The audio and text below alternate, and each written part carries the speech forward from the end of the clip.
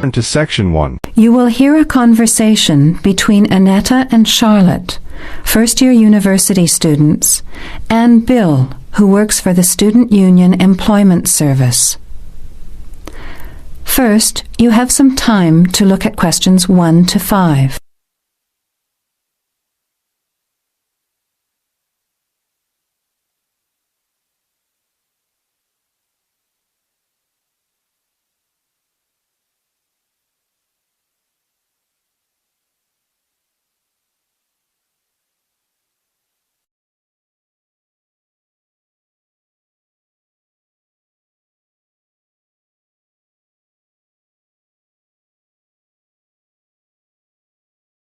Now, let's begin.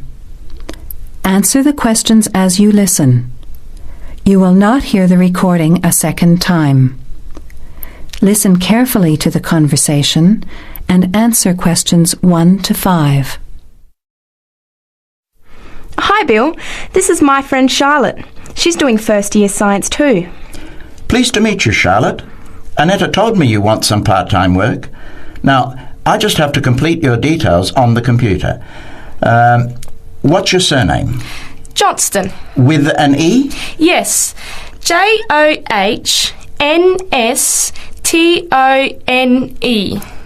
I know that you live in the Heathfield Street student residence, but I can't remember the street number there. It's 126. 126. Good. And the phone number? Well, actually, I never give people that number because sometimes nobody answers or they forget to pass on the messages. So, I bought a mobile phone yesterday, but I can't remember the number. I think it's 0414 847 748. I'll just check. No, sorry, not 748. It's 749. 0414 847 749? Yes, that's right. I must try and remember it. And what sort of work are you looking for? Well, anything really, I suppose, though it depends when it is. I'd rather work during the day, if that's possible. How many hours a week were you thinking of? Oh, I'm not sure. Maybe about 10. But I need to keep at least 2 days a week free for study. Do you have any work experience? Not much, though I used to help in my uncle's shop when I was at school. OK, well, I'll put it in, but we don't usually get shop work. What about gardening? I'd rather not. Everything I touch dies. What other kinds of work are there? Well, there's a lot of demand for house cleaning, fast food preparation and kitchen work and pizza delivery if you've held a driving licence for 12 months. I'm not sure. Can I have a look at the vacancies while you talk to Annetta? Now you have some time to look at questions 6 to 10.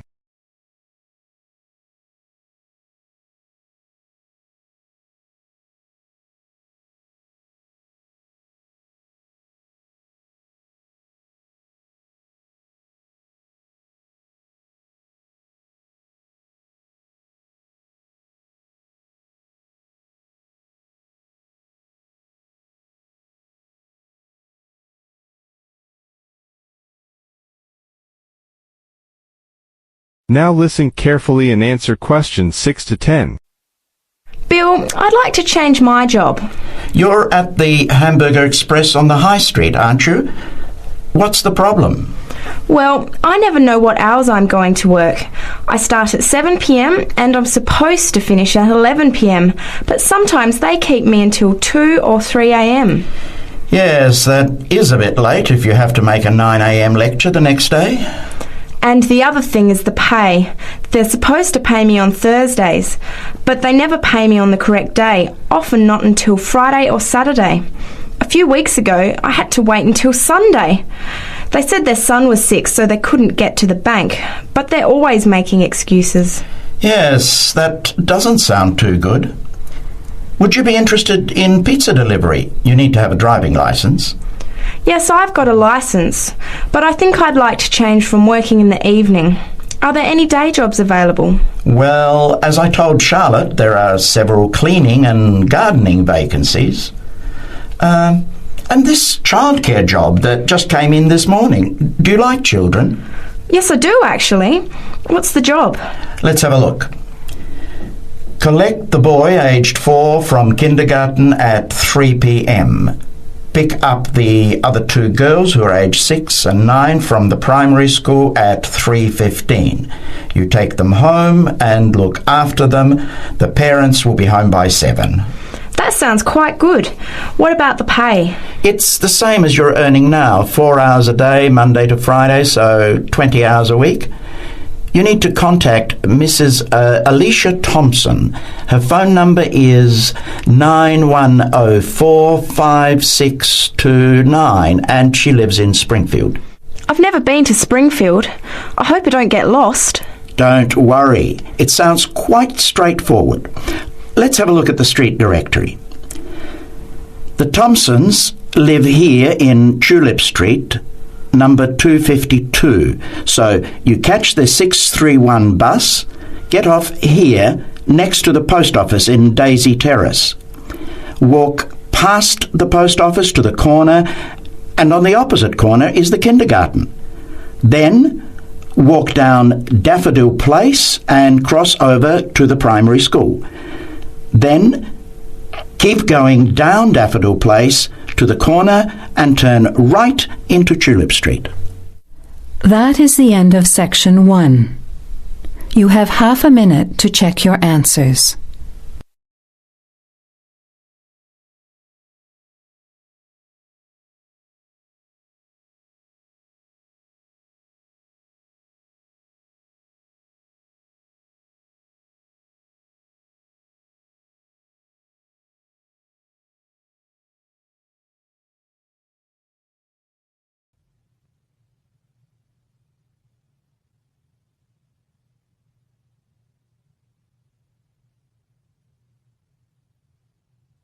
Now listen carefully and answer questions 11 to 14.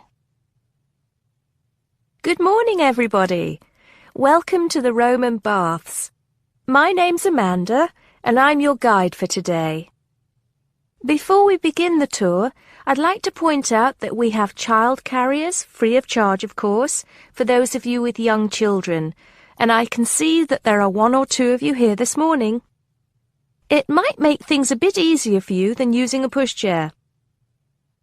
If you don't want to carry your coats and bags around with you, there is a cloakroom behind reception where they'll be quite safe. Also, should anyone want to use the bathroom, there's one here in the reception hall, opposite the ticket office, and another one by the shop where we end our tour, right by the exit. Having mentioned the shop, I should tell you that it's full of interesting things for you to remember your visit by. Posters, postcards, replicas of the Gorgon's head, the Haruspex stone, and the statues that you'll be seeing on your tour. There are also games, books and videos for children and other souvenirs.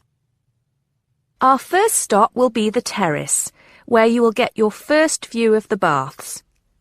Now, the statues that line the terrace here are of Roman emperors, governors of Britain, and various military leaders. These aren't from Roman times either.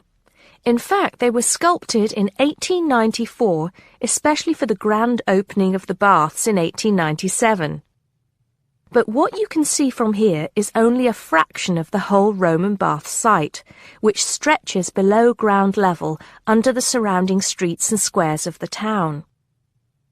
While we're here on the terrace, getting our first look at the baths, let me fill you in on a bit of the history. This site, with its hot springs, has long been seen as a sacred place, and the first people to build here were the Celts, and the shrine they built was dedicated to the goddess Sulis.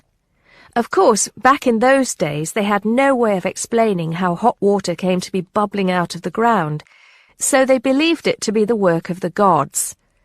When the Romans came, they too built a temple here and dedicated it to their goddess, Minerva. Before you hear the rest of the talk, you have some time to look at questions 15 to 20.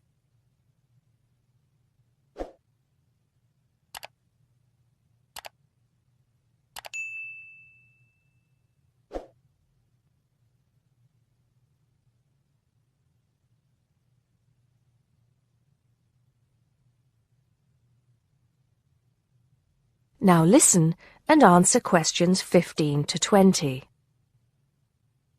The bath you can see from here is called the Great Bath. Not very imaginative, I know, but it is the biggest. Impressive, isn't it? At one time it was housed in a huge vaulted hall 40 metres high, which for many people of the period must have been the largest building they'd ever seen in their lives.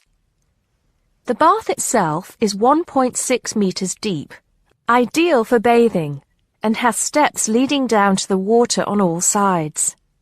The niches or alcoves you can see all around the bath would have had benches and possibly small tables for drinks and snacks. Not a bad way to spend your free time, relax, and tell yourself it's all good for your health. Let's move on to our next stop, the Sacred Spring. This is the heart of the site, where the hot water bubbles up from the ground at a temperature of 46 degrees centigrade. The water comes up from a depth of between roughly 2,500 and 4,500 metres, where geothermal energy raises the water temperature to between 64 degrees and 96 degrees. Over 1 million litres of this hot water rise up here every day, and as well as being hot, the water is rich in minerals, and it was thought it would cure various ailments and illnesses. In fact, people came here from all over the Roman Empire to try out its healing powers. Before we take a look at the changing rooms and saunas, which are known as the East Baths, and the plunge pools and heated rooms of the west part of the bathhouse, we'll pass through the site of the temple and the temple courtyard. Here we are. This temple is one of only 2 known classical Roman temples in Britain. The other is the Temple of Claudius at Colchester. This temple is said to date from the late 1st century AD, being built between 60 and 70 AD. But the original temple has been knocked about and added to over the centuries, and what you can see here are just bits of the original temple. Okay, shall we move on? That is the end of section 2. You now have half a minute to check your answers.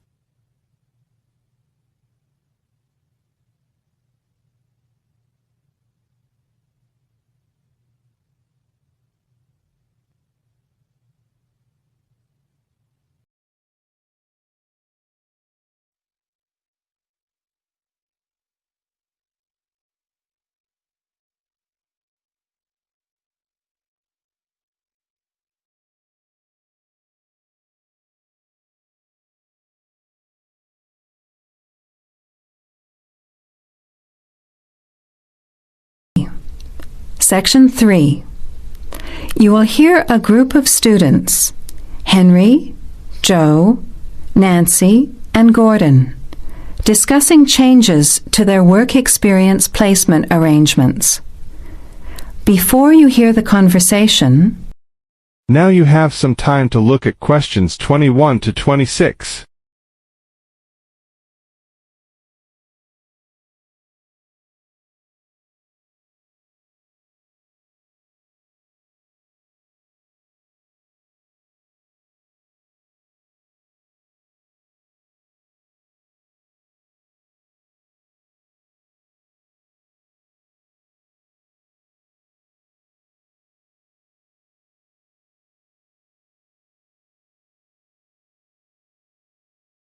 Listen carefully and answer questions 21 to 26.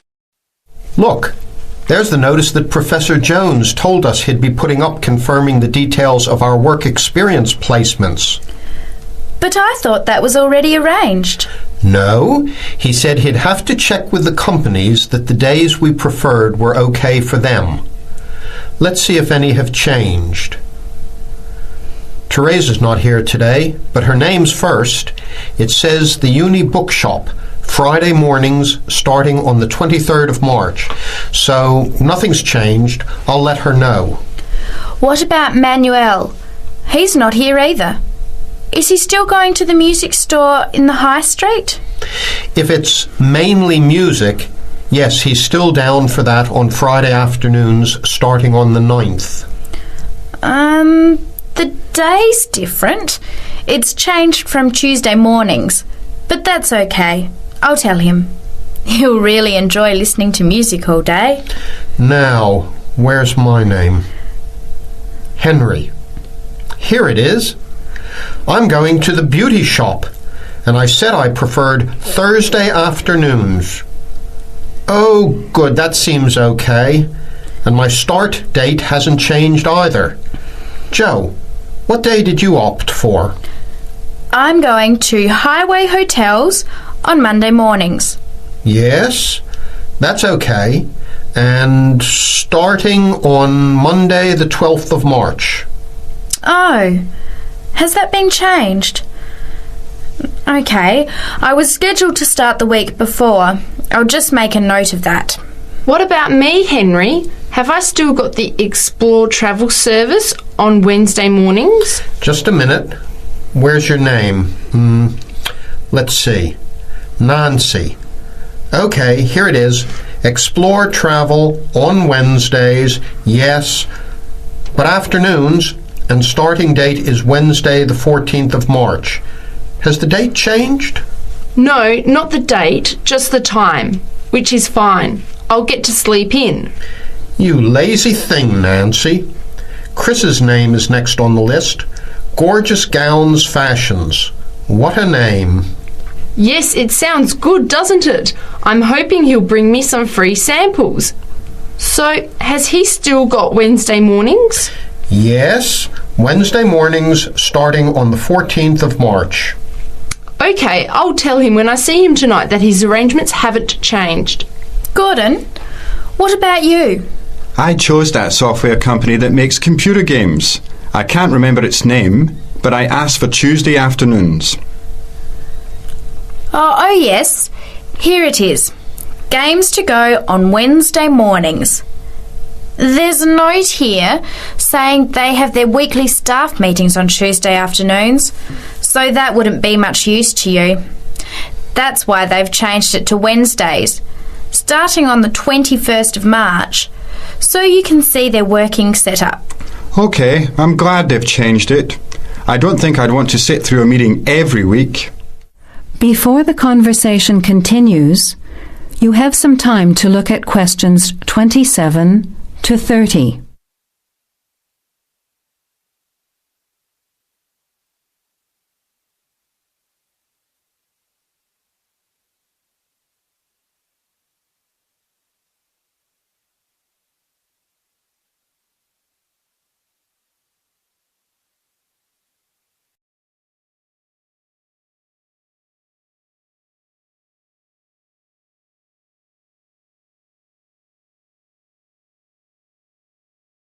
Now, as the conversation continues, answer questions 27 to 30.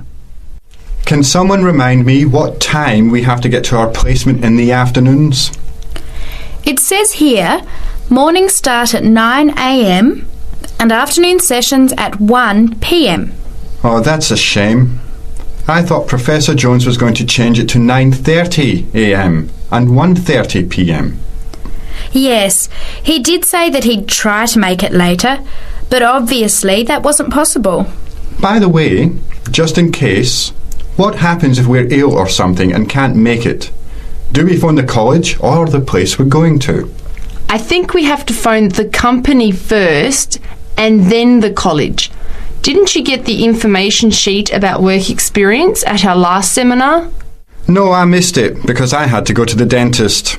What else did it say? Well, we have to do a total of 24 hours altogether. So if we miss one of the arranged sessions, we have to organise another time to make up the hours. And he gave us details of the presentation we have to give about our work experience. Oh, really? What do we have to do? In week 10, we each have to give a presentation to the class about the company we've been with. It's 30% of our final mark for this subject, so it's going to be a lot of work. Yes, he's expecting us to do a lot of research while we're there so that we can outline the history of the company, its management structure, number of employees, other branches, etc. And he said we should use lots of visuals such as diagrams and flowcharts during the presentation. Yes, and we should also include what we did each week, the different departments of the company or positions that we observed, and try to relate what we saw to our studies so far. He gave examples like management style, accounting systems, information technology, and so on. You were right. It sounds like lots of work. That is the end of section 3. You have half a minute to check your answers.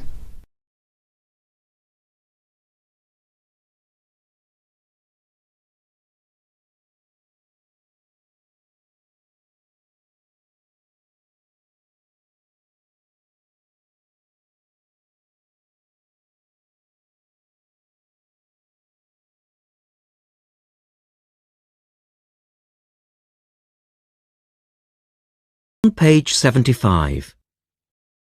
Section 4. You will hear Rebecca Bramwell, an artist and illustrator, giving advice on how to get your first job or commission as an artist. First, you have some time to look at questions 31 to 35.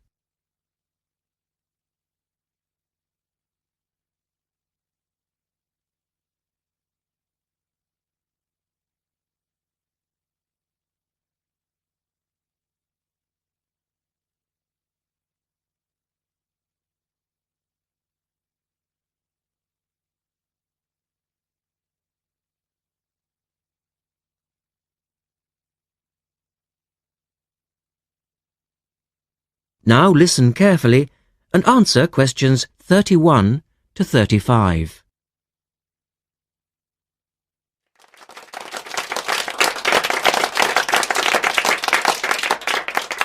I'd like to introduce Rebecca Bramwell, an artist and illustrator who has come along today to talk to you all about getting your first job or commission as an artist. Over to you, Rebecca. Thank you for inviting me. I remember when I graduated back in 1983, I was very excited about getting my first commission. My degree was in fine art and I'd worked long and hard to get it. I was an enthusiastic student and I never found it difficult to find the incentive to paint. I think as a student you're pushed along by fellow students and tutors and the driving force is there. However, when you leave college, you find yourself saying things like, I'll have one more cup of coffee and then I'll sit down to work. I hate to admit it, but I say it myself. Suddenly, it isn't finding the inspiration or getting the right paper that's a problem. It's you. In my view, there are a number of reasons why this happens.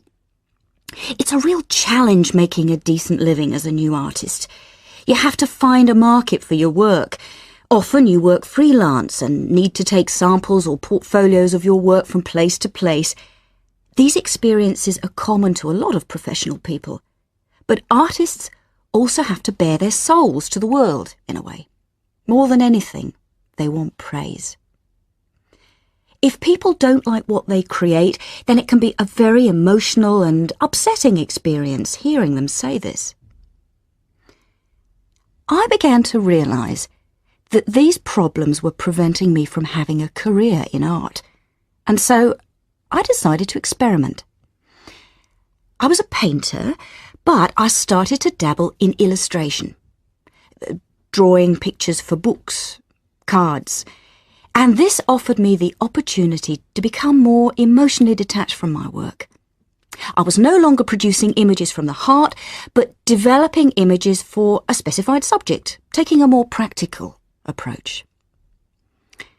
I began to develop a collection of my illustrations which I put into a portfolio and started to carry around with me to show prospective clients and employers.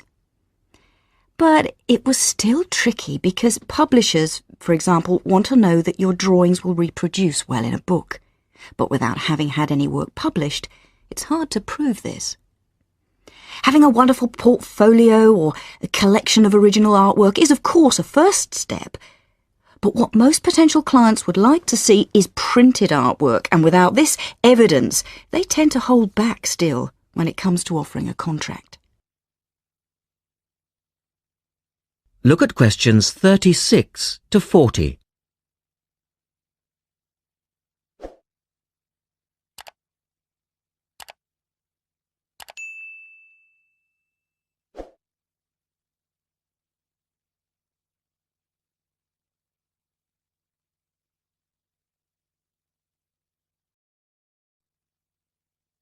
Now answer questions 36 to 40. Well, I overcame this problem in two ways. And I suppose this is my advice to you on preparing your portfolio of your best work. The first way was by submitting my work for a competition, and the one I chose was for a horoscope design and was sponsored by a top women's magazine. There are a few of these competitions each year, and they offer new illustrators an opportunity to showcase their work. The other approach I took was to design and print some mock-up pages of a book.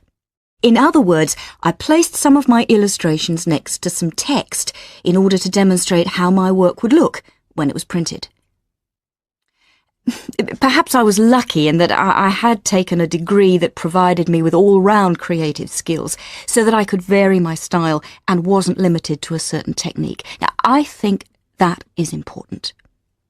The art world and many other creative fields do try to pigeonhole people into snug boxes with an accompanying label.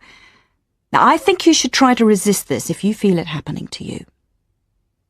If you don't, you'll find it difficult to have new work accepted if you try to develop your style at a later stage in your career. Nevertheless, when you start out, and particularly when you're going for an interview, it's important not to confuse people by having a lot of different examples in your portfolio. One remedy for this is to separate your work into distinct categories. In my case, I did this by dividing my design-inspired illustrations from my paintings. It's then easier to analyse the market suited to each portfolio, such as magazines, book jackets, CD covers, etc.